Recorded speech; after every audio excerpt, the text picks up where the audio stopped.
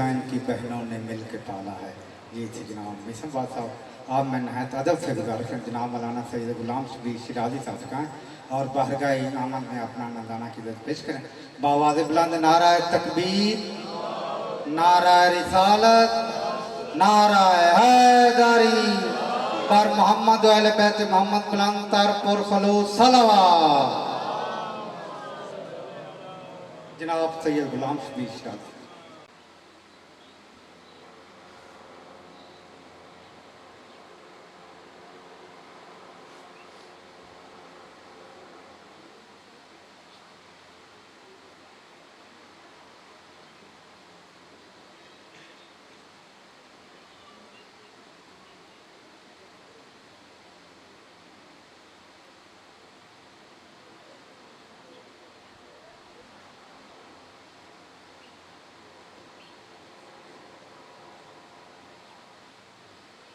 محمد و آل محمد بلند تر صلوات.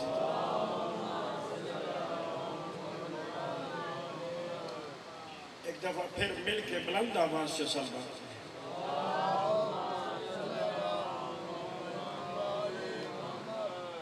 اعوذ باللہ من الشیطان الرجیم. بسم اللہ الرحمن الرحیم. الحمد للہ العلیم الخبیر الذي ليس له شريك ولا مثيل ولا نظير، الذي لا ند له ولا حد له ولا مثل له ولا مثيل له وهو السميع البصير. والصلاة والسلام على العبد المؤيد الرسول المصدق المصطفى الأمجد المحمود الأحمد سيد الثقلين ونبي الحرمين وإمام القبلتين ووسيلتنا في الدارين وجد الحسن والحسين سيدنا وسندنا وحبيبنا وطبيب قلوبنا وشفيع ذنوبنا أبي القاسم محمد سيد الأنبياء والمرسلين وعلى السيد المطهر والإمام المظفر والشجاع الغزنفر ربي شبير وشبر قاسم طوبى وسخر الأنزع المتين الأشرف المكين الأشجع المتين الناصر المعين البالي الولي السيد الرضي الحاكم بالنص الجلي المدفون بالغريب أسد الله الغالب غالب على كل غالب ومطلوب كل طالب إمام المشارق والمغارب الذي حبه فرض على الحاضر والغائب آني مولانا علي بن أبي طالب أمير المؤمنين ولذا قولوا في دعائي ووسيلتي بيني وبين الله یا زیغم المہم یا ناصر النبی یا دافع النوائب یا قوت القبی یا فارق القطائب یا قاتل الغبی یا مصدر الغرائب یا عالم الخفی یا قاہر القدوب یا والی الولی یا مظہر العجائب یا مرتضی علی وآلہ الطیبین الطاہرین المعصومین القائدین الغر المیامین المحجلین الذین اذهب اللہ عنہم الرجس وطہرہم تطہیرا.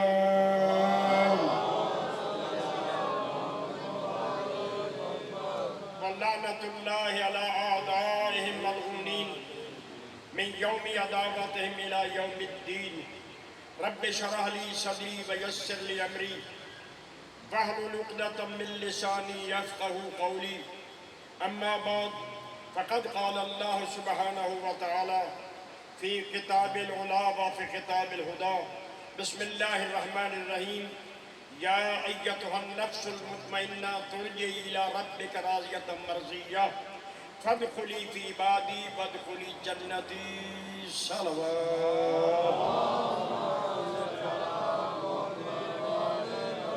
نعرہ تکبیر، نعرہ تکبیر، نعرہ رسالت، نعرہ رسالت، نعرہ حیدری، نعرہ حیدری، حسینیت، حسینیت، یزیدیت، یزیدیت، یا امام المنتظر، یا امام المنتظر، یا امام المنتظر، خانوادہ عصمت کی ہستیوں پر بلند تر سر۔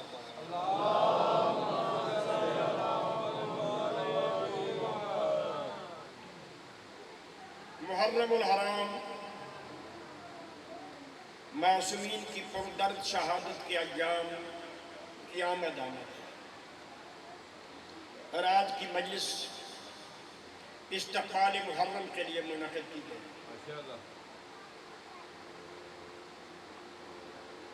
میں چاہتا ہوں کہ آپ کی خدمت عالیہ میں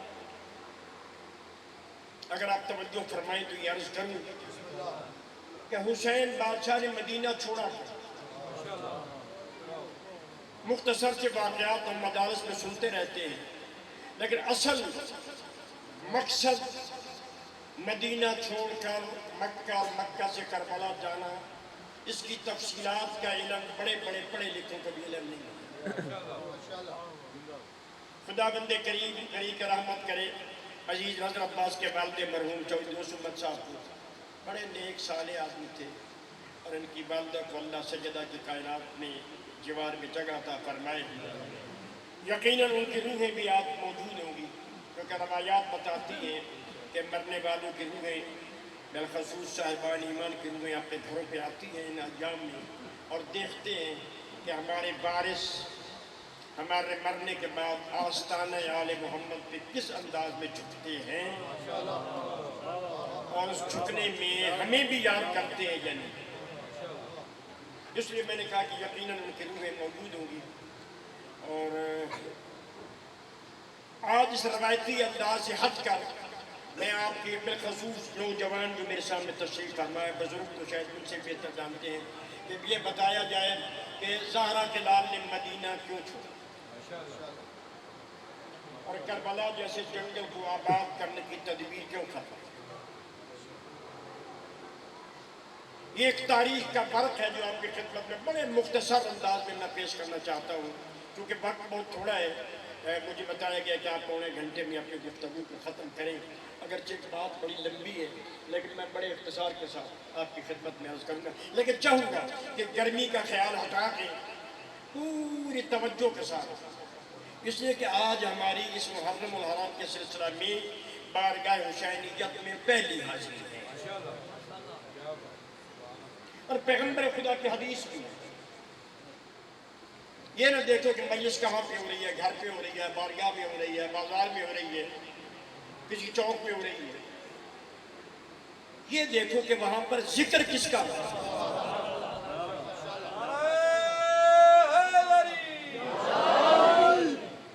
جیسے کہ مولا امیر کا فرمان ہے انظر ما قال ولا تنظر من قال، جب تم ممبر پہ آئے یہ نہ دیکھو کہ کون پڑھ رہا ہے، یہ دیکھو کہ وہ کس کا ذکر کر رہا ہے، اور کن ہستیوں کے ذکر سے ہمارے کانوں کو معطر کرتا ہے، اپنی زبان کو خوشبو سے مسجل کرتا ہے۔ ایک دفعہ مل کے صلوات پڑھنے لگا۔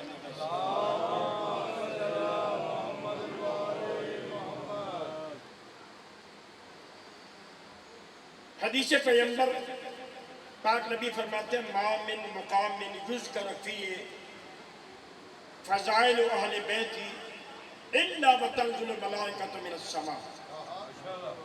انوار نعمانیہ کتاب ہے جسے علامہ نعمت اللہ الظاہری نے تحریر فرمایا ہے، اس میں انہوں نے حدیث کو نقل کیا ہے، حدیث پیغمبر فرماتے ہیں ہر وہ مقام ہر وہ جگہ، یہ بچے پریشان کر رہے ہیں، اچھا کوئی نہیں، بچے آج سے سنیں گے، تربیت حاصل کریں گے، کل ہم بھی بچے تھے، ایسے ہی ہمارے ماں باپ منشور لے کے آتے تھے، آج ہمیں سمجھ آئی، اسی طرح بچوں کی یہ تربیتی کورس ہے، ان کو بھی بٹھائیں اپنے پاس۔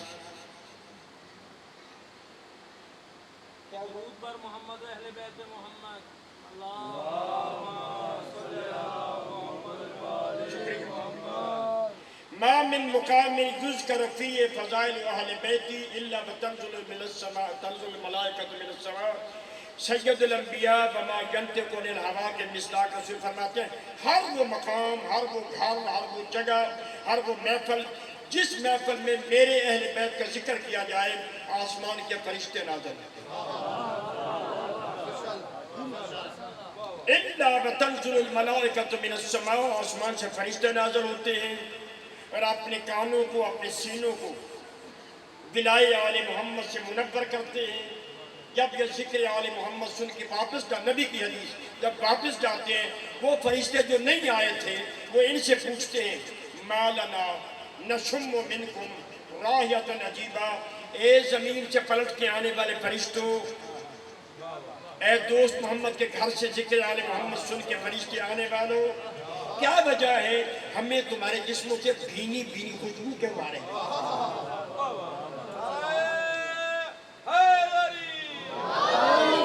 जवाब में ये फरिश्ते कहते हैं, कुन्ना शहीदना फी मकाम मिन जुज़को फी फ़ज़ाइल मौलाना अहले बैती वाली जिब्री अबी तालिब। ए आसमान पे रह जाने वाले बदनसीब फरिश्तों, तुम्हें इल्म नहीं, हम उस मोमिन के घर गए थे, उस महफिल में गए थे, उस मजलिस में गए थे जहाँ हमारे सरदारों का जिक्र हो रहा था, उस जिक्र की बरकत तक हमारे जिस्म खुशबू से मुअत्तर हो गए। तो फरिश्ते फिर सवाल करते हैं, गाल समझ आ रही है? तो फिर पूछते हैं इनसे, आइना कुंतुम या मलाइकतल्लाह, उस घर का पता हमें नहीं, हमें भी बताओ किस मकाम पे गए थे, किस घर में गए थे, किस मोमिन के घर में गए थे, किस बारगाह में गए थे, हम भी जाएं अपने सरदारों का जिक्र सुने। जवाब में ये मोमिन कहते हैं, कद तफर्रक़ुल मुमिनून। अब पूछ के क्या करेंगे, मजलिस तो खत्म हो गई, मोमिन घरों को चले गए, जिक्र आले मोहम्मद बयान हो चुका, अब क्या करोगे पूछ के? हदीस रसूल जब ये कहते हैं अब जाके क्या करोगे, वो फरिश्ते जवाब में कहते हैं, कुन्ना नुक़ब्बिलु तुराबा युज़करु फ़ी फ़ज़ाइल अहले बैत रसूलिल्लाह व मौलाना अली जिब्री अबी तालिब। मोमिन चले गए तो जाने दो, मजलिस खत्म होगी तो हो जाने दो, हम उस जमीन के बोझ से लेंगे जिस जमीन पर बैठ कर मुगालिया ने हैदर करारा वाले मौला का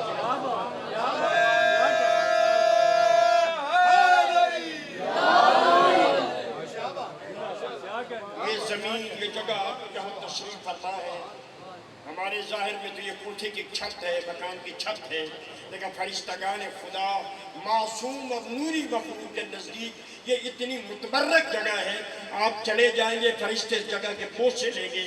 और नबी फरमाते हैं, जैसे पोछे लेते हैं, जिस तरह के जिक्र सुनने वालों के जिस्मों से खुशबू के चश्मे फूटते थे, वैसी पोछा लेने वालों के जिस्मों से भी वैसी खुशबू।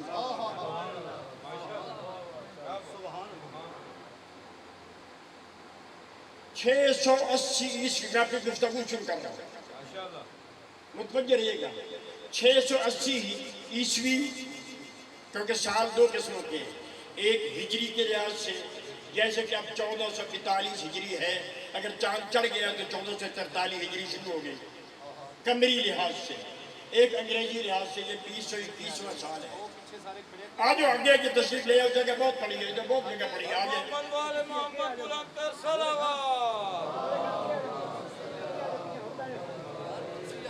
अगर पसंद करते हैं तो आगे तस्वीर ले, आप बच्चे की आबादी है और जगह भी बड़ी खुली है, आप बैठे आगे आगे और आगे आ जाए, आगे थोड़ा हो जाए ताकि आने वालों की जरूरत।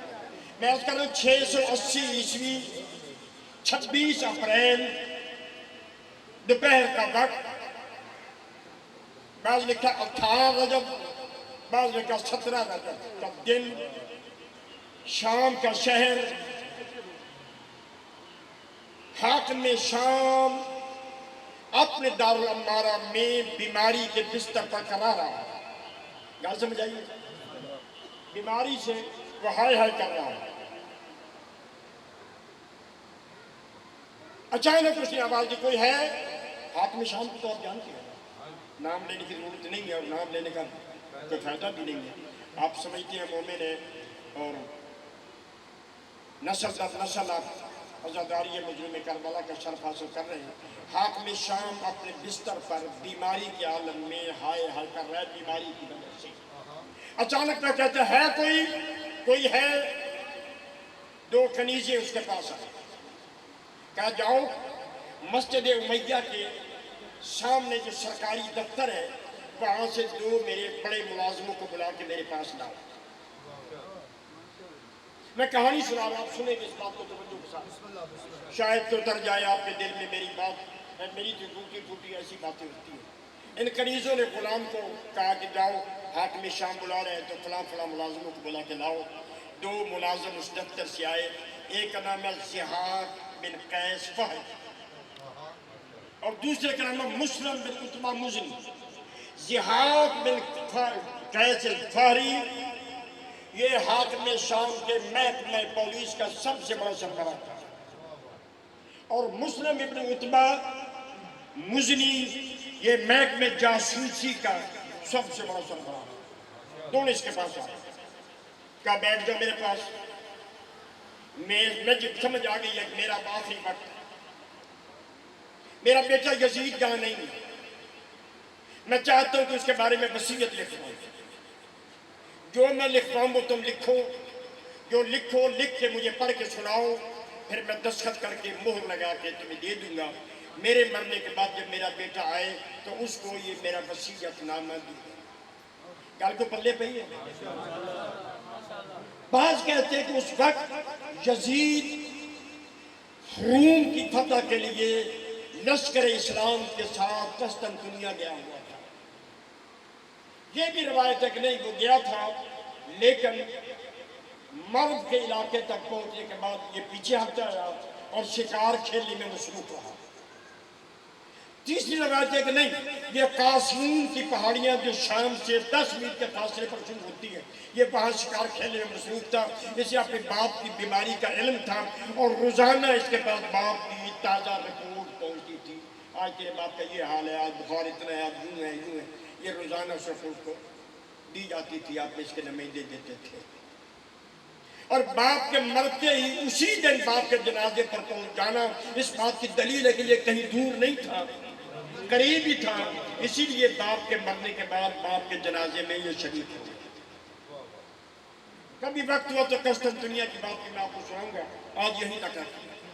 اس نے وصیت لکھوانی شروع کی. کیا لکھوں؟ یزید تو مجھ باپ ماگیا کا احسان زندگی بھر نہیں اتار سکتا کہ میں نے تیرے جیسے بد کردار انسان کے لیے بڑے بڑے عربوں کے سر جھکا دیے، لوگوں سے تیری بیعت لے لی اور تجھے شریف ترین عربوں کا بادشاہ بنا دیا. اور میرا تدبر، میری چالاکی، میری ہوشیاری دیکھ کہ میں نے اتنا بڑا کام کیا، پورے ملک میں نہ بغاوت کر ہونے دی، نہ کسی کو سر اٹھانے کا موقع دیا، نہ کسی طرف سے بغاوت کی کوئی بو آنے دی. لہذا تو زندگی بھر کسی کا احسان یاد نہ رکھے، رکھے مجھ باپ کا احسان تو یاد رکھنا کہ میں نے تیرے لیے اتنی تدبیریں کر. وصیت لکھوائی، انہوں نے پڑھ کے سنائی، حاکم شام نے اس پر مہر لگائی.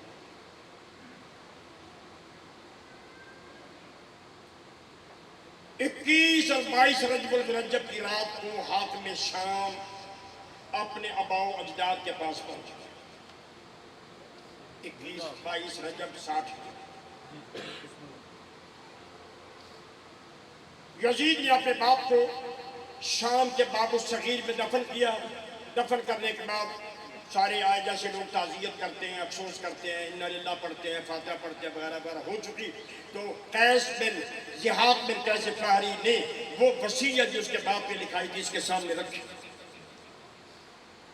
بڑی دیر تک یزید اس وصیت کو دیکھتا رہا اور اس میں کیا تھا یزید یہ وصیت اس لیے ضروری ہے کہ چونکہ تو میرے بعد بادشاہ ہے، تیری بادشاہی کو، تیری سلطنت کو، تیری حکومت کو میرے بعد اگر کوئی خطرہ ہوگا تو ان 5 آدمیوں سے خطرہ ہو سکتا ہے.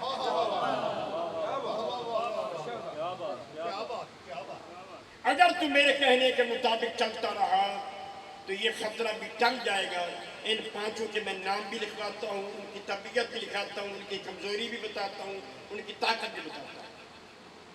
ان میں سے پہلا عبداللہ ابن عمر، دوسرے بادشاہ کا بیٹا جن کا نام عبداللہ تھا. حاکم شام لکھایا کہ یزید یہ لومڑی سے زیادہ چالاک، چیتے سے زیادہ پھرتیلا، بھیڑیے سے زیادہ خونخوار، ہوشیار رہنا، لیکن اس میں دو کمزوریاں ہیں۔ ایک کمزوری اس کا بھائی عاصم ہے، اور میں نے اپنے تدبر و چالاکی کے ساتھ عاصم کی بیٹی ام مسکین کا تجھ سے پہلے ہی نکاح کر دیا ہے، لہذا اس رشتہ داری کی وجہ سے امید ہے کہ یہ تیرے خلاف کھڑا نہیں ہوگا۔ لیکن یاد رکھ، اس کی دوسری کمزوری مال دولت پیسہ ہے، حریص ہے بڑا، جیسے تو برسر اقتدار آئے اس کے وظیفے میں اضافہ کرتا اور گاہے گاہے اس کے پیسے میں اضافہ کرتے رہنا، جب تک تیری طرف سے یہ ہڈی لگتی رہے گی امید ہے کہ وہ تیرے خلاف قدم اٹھانے کی جرات نہیں کرے گا۔ میں ٹھیک کر گیا۔ تیسری اس کی کمزوری حب جاہ، اپنے آپ کو بڑا سمجھتا ہے، لیکن جب یہ تیرے سامنے آئے جھک کے ملنا، اس کے گھٹنوں کو ہاتھ لگانا، جب چلنا تو اس کو آگے لگانا، پھر چاہے اس کو جہنم میں لے جائے یہ چلا جائے گا، لیکن اس کے ادب و احترام میں فرق نہ ہو۔ پہلی شخصیت۔ دوسری شخصیت عبد الرحمن بن ابی بکر، پہلے بادشاہ کا بیٹا عبد الرحمن۔ باپ کی حکومت کی وجہ سے اس کے دل میں بھی حکومت لینے کی تمنا پیدا ہوگی، ہو سکتا ہے تیرے خلاف یہ قدم اٹھائے، لیکن چونکہ اس کے خاندان کی بہت سی لڑکیاں بنی ہاشم میں بیائی ہوئی ہیں، لہذا جب تک کہ شہنشاہ کربلا مظلوم کائنات موجود ہیں اس وقت تک امید ہے کہ یہ تیرے مقابلے میں حکومت لینے کے لیے قدم بڑھانے کی جرات نہیں کرے، اگر کرے تو اس کی بڑی طاقت ہے قبیلہ کندی، یہ قبیلہ کندی سے تعلق رکھتا ہے۔ اگر تو نے قیس بن اشعث، یحییٰ بن اشعث اور داؤد بن اشعث کو اپنے قابو میں رکھا تو پھر یہ تیرے خلاف قدم اٹھانے کی جرات نہیں ہے۔ تیسری شخصیت سعید بن عثمان،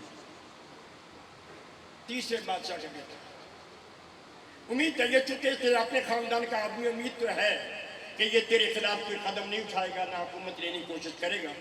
تاہم حکومت ایک بڑی بری شے ہے، باپ بیٹے کا دشمن ہو جاتا ہے، بیٹا باپ کا دشمن بنتا ہے، بھائی بھائی کو قتل کر دیتا ہے اس کرسی کے لیے۔ اگر یہ اٹھائے قدم تو اس کو جنگ صفین کا نمونہ دکھا دینا، اگر آپ کے ذہنوں میں ہو کہہ دینا کہ جنگ صفین اے سعید ہم نے تیرے باپ کے خون کا بدلہ لینے کے بہانے سے علی سے لڑی تھی، اور اپنے اتنے بندے مرائے تھے علی کے مقابلے میں جنگ صفین میں۔ اگر تو جنگ صفین کا شیشہ اس کو دکھا دے گا تو یقین ہے کہ یہ تیرے خلاف قدم اٹھا، یہ گلہ چنگیاں لگ دی قدم اٹھائے گا۔ چوتھی شخصیت عبداللہ ابن زبیر۔ عبداللہ ابن زبیر بھی پہلے عبداللہ کی طرح لومڑی سے چلاک، چیتے سے پھرتیلا، بھیڑیے سے زیادہ خونخوار اور بھڑکتی ہوئی آگ سے زیادہ تقریر کرنے والا۔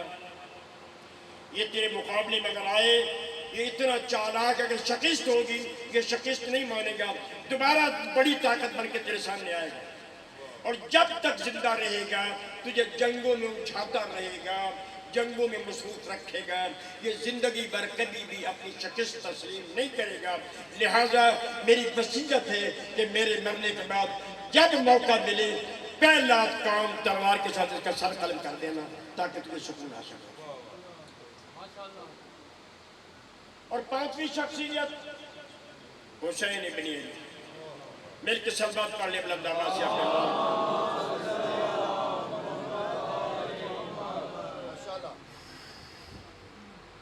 ابن داؤد لکھتا ہے کہ اس نے لکھوایا کہ یزید سچ پوچھے تو حسین وہ شہنشاہ ہے جس میں کوئی کمی اور کمزوری ہے ہی نہیں۔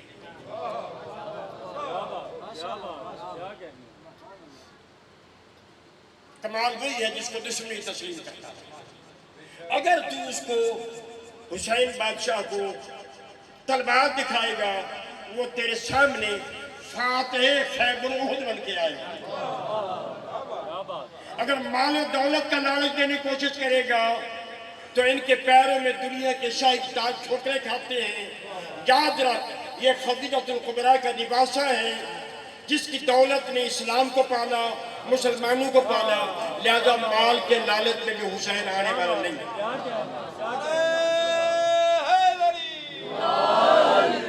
جو کام بھی کرنا ہاتھ باندھ کے کرنا۔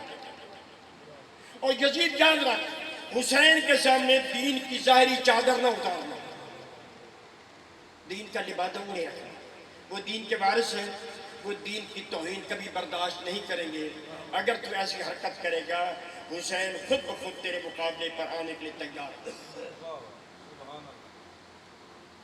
3 یہ جملے لکھے ہیں، یزید یاد رکھ، یاد رکھ، یاد رکھ، زہرا کے لال شخص کے ساتھ جنگ نہ کرنا۔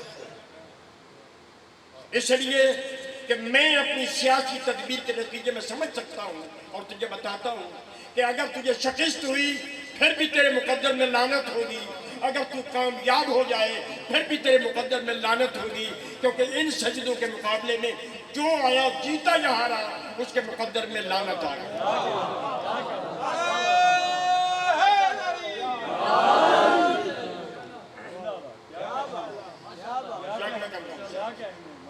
اگر تیرے مقابلے میں حسین آ جائے، چونکہ حق کے لمبردار ہیں اور حق کو ماننے والے لوگ بہت تھوڑے ہوتے ہیں، لہذا حسین کے ساتھ بہت تھوڑی تعداد تیرے مقابلے میں آئے، اور ممکن ہے کہ کوفہ والے آئے حسین کے ساتھ مل کے تیرے مقابلے میں۔ کوفہ والوں کی 2 کمزوریاں، سرداروں کی کمزوری ہے مال دولت لالچ، اور چھوٹے لوگوں کی کمزوری ہے تلوار۔ لہذا بڑے سرداروں کو، کوفی سرداروں کو مال و دولت کے ساتھ خرید لینا، اور جو عام لوگ ہیں، غریب لوگ کہہ لیں، ان کو تلوار کے ساتھ جھکا لینا تیرے لیے خطرہ ٹل جائے گا۔ یہ وصیت لکھوائی باپ نے بیٹے کے ساتھ۔ میں نے عرض کیا 21 اور 22 رجب کی شب کو آنکھوں میں شام اس دنیا سے کود کر گیا۔ جب یہ سارے لوگ فاتحہ پھوتہ پڑھ کے فارغ ہوئے تو جہاد میں کیسے فہری نے آگے بڑھ کے یزید کے سامنے اس کے باپ کا وصیت نامہ رکھا۔ بڑی دیر تک اپنے باپ کے وصیت کو پڑھتا رہا۔ اسے زیاد سے کہا، زیاد اس وقت ہمارے گورنر کون کون ہیں؟ زیاد نے کہا اس وقت بصرہ میں عبید اللہ بن زیاد، خراسان میں ابن حیثم اسلمی، مدینہ منورہ میں ولید بن عتبہ، کوفہ میں سعید ابن عاص ابن بنی امیہ، یہ گورنر ہیں تیرے اس خطے کے، یہاں کی تجھے بادشاہ ملی۔ یزید نے باقی سب کی طرف خط لکھتے، جیسے بادشاہ آپ کی حکومت لینے کے بعد خط لکھتے ہیں کہ اب میں بادشاہ بن گیا ہوں، میرا باپ انتقال کر گیا ہے، جیسے میرے باپ کی اطاعت کرتے تھے میری بھی اطاعت کرنا، کوئی سرکشی یا بغاوت کی جرات نہ کرے، میں بڑی طاقت سے کچل دوں گی، اس قسم کا خط لکھا۔ لیکن مدینہ منورہ نے اس خفیہ خط لکھا ولید بن عتبہ کو۔ یہ بات ذہن عالمی ہو، آپ جانتے ہوں گے ولید بن عتبہ یزید کا بچپن کا لنگوٹیا یار تھا، چچا جات بھائی تھا اس کا، تیسرے بادشاہ کا مادری بھائی تھا۔ قطامہ کا نام آپ نے سنا ہوگا، جس نے کوفہ میں عبد الرحمن بن ملجم کو شہنشاہ ولایت کو شہید کرنے میں ابھارا تھا عبد الرحمن کو۔ یہ قطامہ کے چاہنے والوں میں سے ولید بھی ایک چاہنے والا تھا۔ طویل عرصے تک یہ گورنر رہا ہے کوفے کا، ولید بن عتبہ، اور اس کی دین کی حالت یہ تھی کہ ایک دن صبح کی نماز اس نے نشے کے عالم میں پڑھائی، 2 رکعت کے بجائے 4 رکعت پڑھا دی۔ جب لوگوں نے چون چون کی یہ کیا ہوا ہے، صبح کی نماز تو اسلام میں 2 رکعت ہے، تو اس نے 4 رکعت پڑھائی ہے۔ اس نے پلٹ کے کہا آج تو جی چاہتے 2 رکعت اور بھی پڑھا دیں۔ ایسے لوگ بھی تاریخ اسلام میں امیر المومنین بن کر مسلمانوں کے سروں پر حکومت کرتے رہے ہیں۔ عبداللہ بن زبیر اپنے کھیتوں پہ کام کر رہا ہے، زمیندار تھا نا، پہلی حکومتوں میں اس کو بڑا مال، بڑی زمینیں ملی تھی، بڑے اونٹ بھیڑ بکریاں ملی تھی، یہ اپنے کھیتوں میں ملازموں سے کام کروا رہا ہے۔ اچانک دیکھا ہے اس مقام بدر پر جہاں یہ کام کروا رہا ہے کہ شام کے آنے والے رستے پر ایک ناکا سوار، اونٹنی سوار اپنی اونٹنی کو تیز دوڑاتا ہوا آ رہا ہے۔ نہ گھبرائیں، میں اپنی بات کو میں جانتا ہوں کہ کتنی جلدی میں نے سمیٹنا ہے، آپ پر بوجھ نہیں بڑھنا ہے۔ عبداللہ بن زبیر نے اسے آتے ہوئے ناکہ سوار کو دیکھا، کھیتوں کو چھوڑا اور اس رستے پہ آ کے کھڑا ہو گیا جہاں سے اس ناکہ سوار نے گزرنا تھا۔ جب وہ قریب آیا جس نے ہاتھ کے اشارے سے روکا، پوچھا ناکہ سوار کہاں سے آ رہے ہیں؟ اس کا میں شام سے آ رہا ہوں۔ شام کی کوئی تازہ خبر؟ کیا خبر تو ہے لیکن بتائی نہیں جا سکتی، تجھے نہیں بتا دوں۔ یہ کہہ کہ اس نے اپنی اونٹنی کو چرایا، پیچھے سے عبداللہ بن زبیر نے آواز دی، یار اپنا نام تو بتاؤ، تیرا نام کیا ہے؟ اس نے کہا میرا نام حیثم اسلمی۔ جب یہ قاصد دارالعمارہ مدینہ منورہ میں، یہ بات ذہن میں رہے کہ پیغمبر خدا کے زمانے میں اور بعد میں بھی کافی عرصے تک مدینہ منورہ کا سرکاری دارالعمارہ، سرکاری کیپٹل مسجد نبوی تھی۔ جتنے بھی فیصلے ہوتے تھے مسلمانوں کے، جنگوں کے، سیاست کے، پیغمبر کے زمانے میں، بعد میں بھی بعض بزرگوں کے زمانے میں وہ مسجد میں بھی ہوتے تھے، لیکن حاکم شام کے زمانے میں مسجد کو ہٹا کر الگ دارالعمارہ بنایا گیا تھا، جسے گورنر ہاؤس کہہ لیں۔ اس میں گورنر وہ اپنا سرکاری کام کرتا تھا، وہی اس کے نمائندے بیٹھتے تھے اور سرکاری فیصلے کرتے تھے۔ اس نے صرف مدینہ میں نہیں، شام میں بھی قصر افضل نامی ایک محل بنایا تھا اور اس میں سرکاری دفتر بنائے تھے جہاں پر سرکاری کارندے کام کرتے تھے۔ حالانکہ امیہ کی مسجد بہت وسیع اور عریض ہے، جو زیارت شام سے مشرف ہو چکے وہ جانتے ہیں کہ مسجد امیہ بھی بہت بڑی، آپ کے گوگیرا شہر سے بھی شاید بڑی ہے، لیکن اس نے اب الگ قصر افضل بنوایا تھا۔ یہ قاصد دارالعمارہ میں آیا، اس وقت پہنچا جب ولید بن عتبہ عصر کی نماز پڑھ کے آرام کرنے کی تیاری کرنے میں مصروف تھا کہ یکدم غلام نے پیغام دیا گورنر صاحب کو، ولید شام کا قاصد آیا ہے، وہ تجھ سے ملنا چاہتا ہے، اس کا اس کو بلاؤ۔ یہ ابن حیثم ولید بن عتبہ سے ملا، خط دکھایا، اس خط کے اوپر لکھا ہوا تھا، پہلی بات یہ لکھی تھی، اے ولید بعد میں میری پڑھ لینا، پہلی میری ہدایت یاد رکھ، ہر کام میں مروان ابن حکم سے مشورہ کرتے رہنا، جیسا وہ مشورہ دے گا اس پہ عمل کرنا، کیونکہ وہ سیاسی تدبر ہم سب سے زیادہ رکھتا ہے۔ مروان کے بارے میں آپ جانتے ہیں وہ کیا تھا؟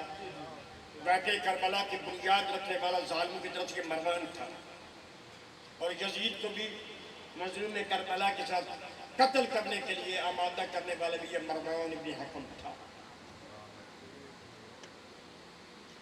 اس کو مشورے میں شامل تھا۔ ولید نے کہا یہ خط تو لے جا مروان کے پاس، تو خود ہی لے جا، اور اسے یہ خط نہیں پڑھا، اسے کہا میرے دربار میں آ جلدی۔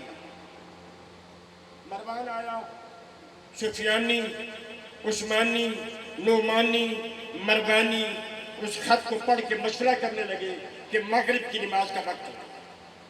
میں بالکل قریب آ گیا ہوں آپ کی زحمت کو تمام کرنے میں، بڑے میری شارٹ کٹ مارے۔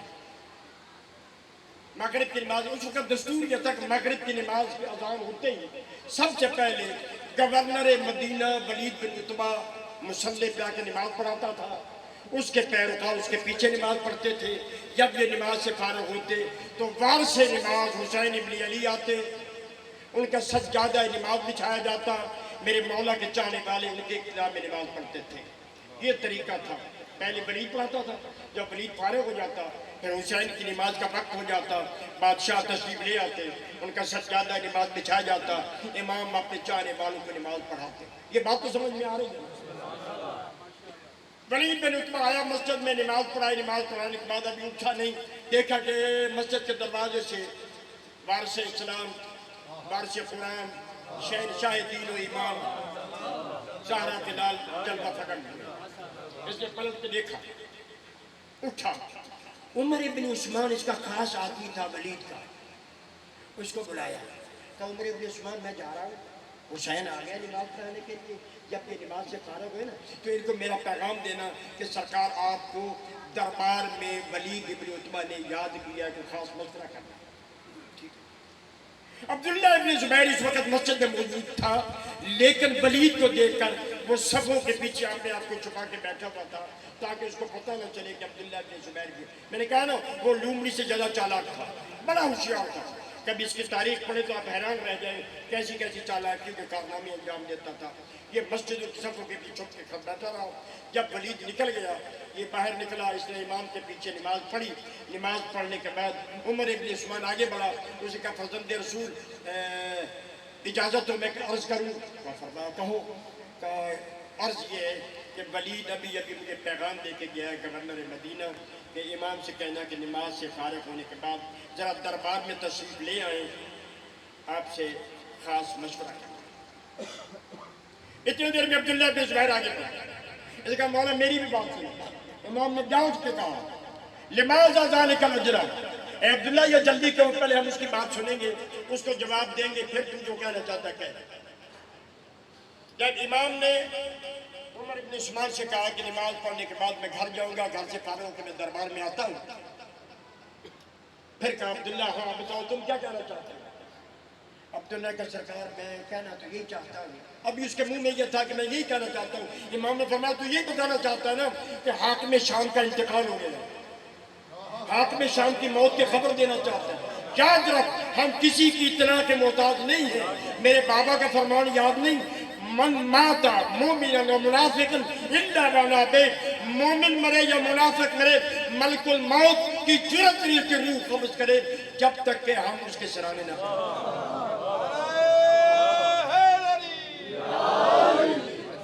से हमदानी ने कहा था ये जुमला मुस्तरजा के तौर पर, मौला मोमिन के पास तो आप इसलिए आएंगे ना, आपका चाहने वाला है, मुहिब है, गुलाम है, आपकी बिलाल का कलमा पढ़ता है, उसके पास तो आप आएंगे।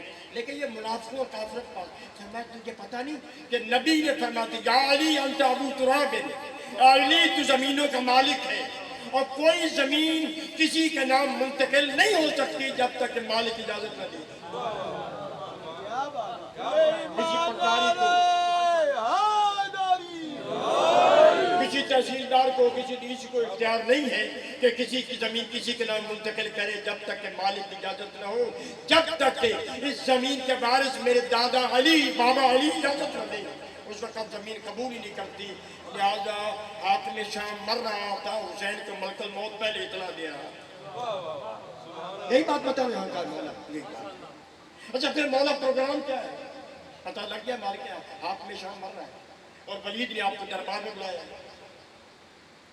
इमाम ने कहा अब्दुल्ला इब्न जुबैर तू क्या चाहता है? कह गया मौला मैं चाहता कि उनके हालात बड़े खराब हो गए, मदीने की हालत बड़ी दगरगू हो गई है और मैं मदीने से मक्का तक के उन खुफिया रस्तों को जानता हूं जिनको कोई नहीं जानता। लिहाजा मेरा ये मशवरा है कि दरबार वलीद में जाने के बजाय मेरा साथ दे, आप और मैं रात की तारीकी से फायदा उठाते हुए रातों रात फरार करके मक्का पहुंच जाएंगे, किसी की गर्द भी हम तक नहीं पहुंचेगी। इमाम ने फरमाया मैं अब्दुल्ला तो फरार होने का मशवरा उस हुसैन को देता है जो हैदर कर्रार का बेटा है। याद रख हम कर सकते हैं लेकिन फरार नहीं कर सकते, हम भागना नहीं जानते। हम जाएंगे तो डंके की चोट पर जाएंगे, दुनिया को बता के जाएंगे कब जाने वाले हैं। रात की तारीकी से फायदा उठाकर हुसैन कभी नहीं जाएगा।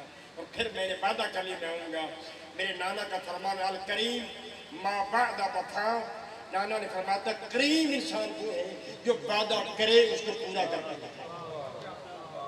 मैं जानता हूँ ये दुश्मन का दरबार है लेकिन मैं क्योंकि वादा कर चुका हूँ ज़्यादा महसूस नहीं। इमाम मस्जिद से फारिग हुए, घर में तशरीफ लाए। ये बात बताने की नहीं, आप सब जानते हैं कि बनी हाशिम के घरों की हवेली एक थी, घर अलग अलग थे। ये बात बड़ी वसी हवेली थी। या हज़रत अब्बास उनके भाइयों के घर हैं, या अब्दुल्ला बिन जाफर तैयार के घर हैं, या फलां के घर हैं, तमाम हाशिम कुछ हवेली में अपने अपने घर थे, हवेली एक थी। इमाम ने घर में दाखिल होते हुए तमाम हाशिमियों को बुलाया और शरीकत हुसैन को बुला के अपने पूरे प्रोग्राम से आगाह किया कि मैं दरबार में बुलाया गया हूँ, मैं जाऊँगा, जो होगी खुदा को मंजूर होगा। मैं वादा करने के बाद अब मैं पीछे नहीं हट सकता। शहजादी कायनात ने फरमाया मां जाए जरूर जाओ, मैं रोकती नहीं हूँ, लेकिन मैं तन्हा नहीं जाने दूंगी जब तक कि वो वफादार आपके साथ न जाए जिसकी आमद की खबरें मेरी मां ज़हरा दे के गई थी, और जिसको मेरे बाबा अली ने अल्लाह से ये मांगा था कि मेरे अल्लाह, एक मौला अली की ये बात आप जानते ना, मौला अली ने जिंदगी भर अपने लिए कोई दुआ नहीं मांगी। ये मौला अली का तुर्रा इम्तियाज है कि मौला कायनात ने जिंदगी भर अपनी जान तो अपनी जात के दुआएं मांगते हैं, या अल्लाह मेरे सब दे दे, सेहत दे दे, औलाद दे दे, हमें सुकून दे दे, फलां दे दे, फलां। हमारी तो अपनी ख्वाहिश पूरी नहीं है। मौला अली ने अपनी ज़िंदगी के लिए, अपनी ख्वाहिश के लिए कोई दुआ नहीं मांगी, सिर्फ मांगे तो एक दुआ मांगी थी, खालिक मालिक मुझे एक ऐसा बेटा था फरमा दे जो करबला में मेरे हुसैन का नासिर हो। हुसैन जब तक वो नासिर नहीं आएगा हम जाने नहीं। 30 बनी हाशिम नारा तकबीर बुलंद करते इकट्ठे हुए, उनके आगे आगे सरकार अबुल फजल अब्बास थे। जब ये सब जमा हुए तो शहजादी कायनात ने फरमाया मां जाए अब जा सकते हो, अब मुझे यकीन है कि मैं अब्बास से की वापसी पर आपका एक एक बाल गिन गिन कर ले सकता। मैंने गुफ्तगू का आखिरी मंजिल तक पहुंचा दिया। 30 बनी हाशिम की पहरे में इमामत का तीसरा ताजदार दरबार में जा, खामोशी है पूरे रास्ते में, घर से लेकर दरबार तक। जब दरवाजा दरबार पर पहुंचे तो इमाम ने फरमाया मेरे साथियों हाशमियों, मुझे खुद बुलाया गया ना, जब तुम में से कोई भी अंदर नहीं जाएगा, मैं अकेला जाऊंगा, तुम बाहर खड़े रहना।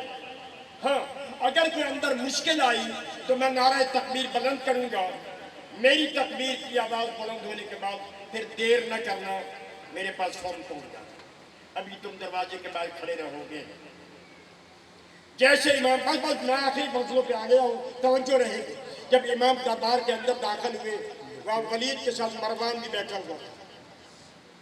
जैसे इमाम ने दरबार के अंदर कदम रखा, मरवान ने उठकर दरवाजा बंद कर दिया, अंदर से कुंडी लगा दी। जैसे कुंडी की आवाज शबीए पैगंबर हुसैन के बड़े फर्जंद जनाब अकबर ने सुनी तो रो के कहा चचा दरवाजा भी बंद हो गया, कुंडी भी लग गई। क्या बेटा अकबर न घबरा, दरवाजा बंद हो गया तो ये खैबर से बड़ा दरवाजा, इसके कुंडी लगाने में देर हुई है, तेरे चचा के खोलने में देर नहीं लगी। इमाम अंदर तशरीफ ले गए, वलीद उठ के ताज़ीम की, उस हाकिम शाम के मरने की खबर दी। इमाम ने इन्ना लिल्लाहि व इन्ना इलैहि राजिऊन पढ़ा। फिर वलीद ने कहा कि मौला अब हाकिम यजीद है और वो आपकी बैयत चाहता है, बड़े दबे लफ्ज़ों में इसने कहा। इमाम ने फरमाया मैं जानता हूँ इन्नी लारात ला तकना बेबैअति सिर्रन, ये रात की खामोशी में, रात की तारीकी में छुप के बैत लेना और बैत करना ये मुनासिब नहीं है। दिन को दरबार बुलाओ, सारा मजमा आम हो गया, फिर ये मुतालबा करना, जो ज़हरा का लाल मुनासिब समझेगा तुम्हें जवाब देगा। बस ये गुफ्तगू हुई तो वलीद ने कहा इनसे अला शाह अल्लाह या शेर, फर्जंद रसूल आपने बड़ी महबूब बात की है, मैं कल दरबार बुलाऊंगा और मजमा आम होगा, फिर मैं मुतालबा करूंगा, जो आप मुनासिब होकर जवाब देंगे ठीक आप जा सकते हैं। इमाम चले, इमाम ने भी 2 कदम नहीं बढ़ाए कि मरवान ने कहा ए विसर रजल, ए वली ये मौका है, अब हुसैन इसके बाद हाथ नहीं आएंगे, अब मौका है, इनको पकड़ लो, इनको गिरफ्तार कर लो, इनको कत्ल कर दो। जैसे इमाम ने कत्ल की आवाज सुनी बस अबल हुसैन पलट के फरमाया यब्न ज़रका अतक़्तुलनी अम होगा, क्या तू कत्ल करेगा या ये कत्ल करेगा। जैसे हुसैन की आवाज बुलंद हुई फिर दरवाजा खुलने में देर नहीं, अचानक 3 शख्सियतें दारुल अम्मारा में दाखिल हुई। दरमियान में अब्बास, दाएं तरफ सज्जदुस साजिदीन इमाम के बड़े बेटे, बाईं तरफ मुस्लिम इब्न अकील, और नारे तकबीर बुलंद करते हुए अंदर दाखिल हुए। इमाम ने देखा कि अब दरवाजा अपने मकाम पे नहीं रहा। आते ही सरकार गाजी ने कहा मौला वो कौन है जिसने आपके सर का नाम लिया है, जिसको आपके कत्ल करने की जरूरत के कौन है। इमाम ने अब्बास के सीने पे हाथ रखा, दाएं हाथ से हजरत सज्जाद को सीने से लगाया, फिर बाएं हाथ से मुस्लिम इब्न अकील को सीने से लगाया। नहीं मेरे शेर, बस जो बात होनी थी हो गई, अब चलो घर चलते हैं। अब्बास कहते हैं मौला बात जो होनी थी वो हो गई। अगर मुझसे मेरी मखदूमा ने पूछा अब्बास तेरे होते हुए हुसैन के सर का नाम लिया गया है तो मैं क्या जवाब दूंगा? इमाम ने पेशानी चूम के फरमाया अब्बास न घबरा, अपनी बहन को मैं खुद मुतमिन करूंगा। अज़ादारों, इमाम चले, चंद कदम के बाद इमाम ने किसी के रोने की आवाज सुनी, पलट के देखा कि अब्बास आहिस्ता आहिस्ता आहें भर के रो रहे थे। इमाम ने फिर अब्बास को सीने से लगाया, फरमाया मेरे लाल क्यों रोते हो, मेरी जिंदगी में क्यों रोते हो? ना घबराओ, जो हुआ वो हो गया। अब ज़हरा जानियों को मुतमिन करना मेरा काम है, मेरे होते हुए तुम पर कोई सवाल नहीं। और जब अपने दारुल शरिया में इमाम आए ने मैंने बात खत्म कर दी, जिस दरवाजे पर ज़ैनब को खड़ा करके गए थे ना, वही मखदूम दरवाजे पर खड़ी थी। माँ जाई इतनी जहमत, इतनी देर से खड़ी हो। कहा हुसैन जब तक तुम नहीं आते मुझे चैन नहीं आएगा, मुझे सुकून नहीं आएगा। मैं इंतज़ार करती रही हूँ कब मेरा भाई आए, खैरियत से घर आ जाए, मैं अपने भाई की पेशानी चूमूँ और उसकी खैरियत पर से आने पर अल्लाह का शुक्रिया अदा करें। बीबी ने पूछा माँ जाए फिर दरबार में क्या पूछूँ? इमाम ने बड़ा मुख्तसर जवाब दिया, माँ जाए दरबार में जो कुछ हुआ उसका खुलासा ये है कि अब हुसैन मदीने में रहने के काबिल नहीं रहा, अब हुसैन ने मदीना छोड़ना। तैयारी करो अब्बास। वो तैयारी की बातें आप सुनते हैं, मैं उधर ले जाना चाहता। इमाम ने तैयारी का हुक्म दिया, खुद अपने नाना रसूल के रोजे पर गए। अस्सलामु अलैका या रसूल अल्लाह, अस्सलामु अलैका या जद्दा। ए मेरे दादा हुसैन का सलाम, मेरे नाना आप पर मेरा सलाम। नाना कोई और पलट के आए या ना आए? हुसैन ने पलट के लिया। बेहतर होता कि नाना मुझे भी अपनी कब्र में जगह दे देते, मैं यहीं आपके पहलू में सो जाता। आवाज आई मेरा हुसैन जाओ, अल्लाह का दीन तेरे गए बगैर बचता नहीं। और हुसैन अकेले न जाना, पर्देदारों को साथ लेके जाना। शाह अल्लाह यराहुन्ना कती हसीरा। हुसैन अल्लाह उनको कैदी देखना चाहता है, तुझे शहीद देखना चाहता है। फिर हुसैन नाना को सलाम करके अपने भाई की कब्र पे गए। बड़े आराम आराम से बावकार चलते हुए भाई की कब्र पे गए। कहा भाई गरीब हुसैन का सलाम, आप खुश नसीब है कि आपको अम्मा के पहलू में जगह मिली, लेकिन मुझ गरीब को तो मदीने में जगह नहीं मिल रही है। मेरा आखिरी सलाम, मैं मदीना छोड़ के जा रहा हूँ। भाई को सलाम करने के बाद हुसैन तारीख के जलब से माँ की कब्र की तरफ इस तरह दौड़े जैसे छोटा बच्चा माँ की तरफ दौड़ जाता है। जाते हुसैन ने अपने आप को माँ की कब्र पे गिरा दिया। अस्सलामु अलैका या उम्मा, अस्सलामु अलैका या गरीब अल उम्मा। ए मेरे गरीब की माँ तुझ पर मेरा सलाम, मुसाफिर की माँ तुझ पर मेरा सलाम, ए वतन छोड़कर जाने वाले की माँ तुझ पर मेरा सलाम। जवाब वालेकुम सलाम या अफसान अलूम। ए माँ के प्यासे हुसैन तुम पर भी मेरा सलाम, हुसैन के गरीब माँ के गरीब बेटे तुम पर मेरा सलाम। या सुल्तान अलूम, वो बेटे जिसकी लाश किस तरह पामाल की जाएगी कि दाएं तरफ की पसलियाँ बाएं तरफ पहुँच जाएंगी, उस गरीब माँ का सलाम जो सारा मंजर देख रही होगी। बेटा न घबरा, इधर तू मदीना छोड़ेगा, तेरी माँ जन्नतुल बकी छोड़ देगी। हुसैन जहाँ जहाँ तू जाएगा मैं साथ जाऊंगी। हुसैन करबला में तू कुर्बानियाँ देगा, तेरी माँ वहाँ मौजूद होगी। हत्ता कि जब तू कुर्बानी दे रहा होगा हुसैन, मैं अपनी आगोश फैला के बैठी होगी। जब जालिम तुझे शहीद कर देगा सबसे पहले अपनी गोद में तेरा सर होगी। आज़ादारों ये सुनना था। हुसैन के रोने की आवाज़ें बुलंद हुई। क्या माँ मैं तो अल्लाह के दीन की बका के लिए जाऊँगा, आप क्यों जाएगी? फरमाया बेटा तेरे बगैर माँ को चैन कैसे आए, मैंने चटनियाँ पीस पीस के तुझे पाला है। हुसैन तुझे मुश्किलें उठा उठा के परवान चढ़ाया है। हुसैन ये माँ का दिल जानता है कि तेरा फिराक मैं कैसे बर्दाश्त करूँगा। आज़ादारों इमाम ने माँ को सलाम किया, फिर घर तशरीफ लाए। تقریباً تہجد کی نماز کا وقت ہو چکا تھا کہ ایسے آئے، دروازے پر ایک بہن نہیں ساری بہنیں کھڑی تھی، انتظار کر رہی تھی کہ ہمارا ماں جایا حسین کب آئے، ہمیں چین آئے، ہمیں سکون دے۔ امام نے آتے ہی کہا کہ بہنوں، میں نے نانا کا سلام کر لیا، میں نے بھیا کو سلام کر لیا، اپنی ماں کو سلام کر لیا، اجازت لے لی، اب تیاری کرو، ہم نے مدینہ چھوڑ کے مکہ کی طرف جانا ہے۔ ماتم حسین یا حسین یا حسین۔